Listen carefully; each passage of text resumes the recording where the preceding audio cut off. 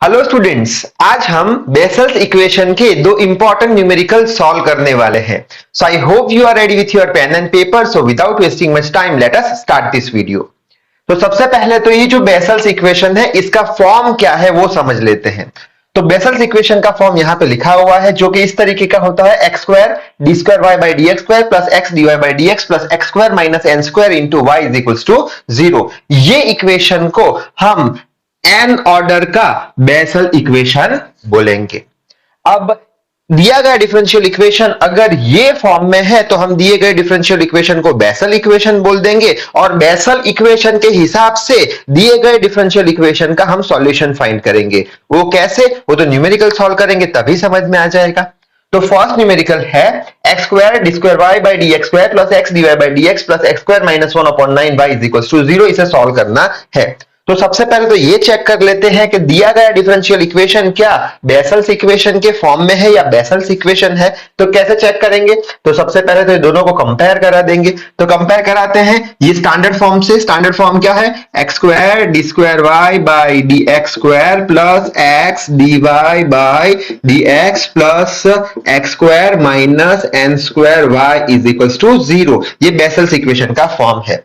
इसे इसके साथ कंपेयर करा देते हैं। तो यहां पे ये वाली टर्म है तो ये भी टर्म है, ये x dy by dx तो x dy by dx भी है, x स्क्वायर भी है, y है इक्वल्स टू 0 है। यानी कि दिया गया डिफरेंशियल इक्वेशन हमारा बेसल्स इक्वेशन है n ऑर्डर का। तो दोनों को कंपेयर कराने पर हमें n स्क्वायर की वैल्यू मिल जाएगी जो कि किसके बराबर होगी, n स्क्वायर बराबर हो जाएगा 1/9। तो मैं बोलूंगा n is equals to square root निकालेंगे तो प्लस और माइनस में आंसर आएगा 1/3। यानी n की वैल्यू हमें दो मिलेगी, एक तो होगी प्लस 1/3 और दूसरी n की वैल्यू होगी माइनस 1/3।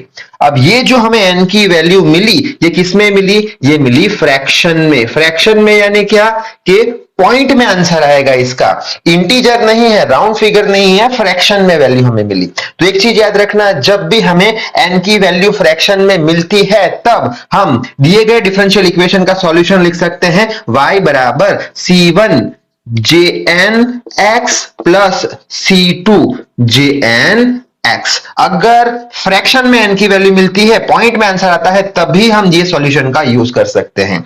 तो आंसर लिख लेते हैं y is equals to c1, j जो है ये जैकोबियन है तो j n का वैल्यू क्या है 1/3 प्लस में है into x plus c2, n का वैल्यू क्या है -1/3 तो j -1/3x। तो ये क्या हो गया हमारा आंसर, दिए गए डिफरेंशियल इक्वेशन का सॉल्यूशन। अब क्वेश्चन आएगा कि सर ये जो n की वैल्यू है, अगर हमें n की वैल्यू मिले इंटीजर यानी क्या, राउंड फिगर, जैसे कि 1 2 3 4 5, पॉइंट में आंसर नहीं आ रहा ये n की वैल्यू का, तब सॉल्यूशन कैसे दे, तो तब सॉल्यूशन हम दे देंगे y is equals to c1 jnx plus c2 ynx। ये इक्वेशन से हम उसका सॉल्यूशन दे देंगे।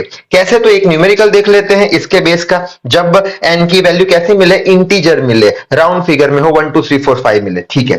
तो ये दिया हुआ, इसे हमें सॉल्व करना है। तो इसे हम ऐसे भी लिख सकते हैं एक्स स्क्वायर, ये y डबल डैश है यानी y का दो बार डिफरेंशिएशन, तो हम लिख सकते हैं D square Y by D x square plus X, y का एक बार differentiation so D Y by D x plus x square minus 1 into Y बराबर 0। अब चेक करते हैं क्या ये बेसल्स इक्वेशन है, तो मैं बोलूंगा हाँ ये बेसल्स इक्वेशन है, यही फॉर्म में है। तो ये फॉर्म और इसको कंपेयर करा देते हैं। तो स्टैंडर्ड फॉर्म है x square d square Y by D x square plus x d Y by D x plus x square minus n square और y इक्वल्स टू 0। ये वाली टर्म सेम, यहां पे भी ये टर्म सेम, एक्स स्क्वायर है, y है, तो ये बेसल्स इक्वेशन है। अब क्या करेंगे, ये कंपैरिजन से हमें n की वैल्यू मिलेगी, n की वैल्यू कितनी मिलेगी, हमें n स्क्वायर की वैल्यू कितनी मिलेगी, n स्क्वायर की जगह पे क्या है 1 है, तो मैं बोलूंगा n is equal to square root निकालेंगे तो प्लस और माइनस 1, यानी n का वैल्यू 1 होगा +1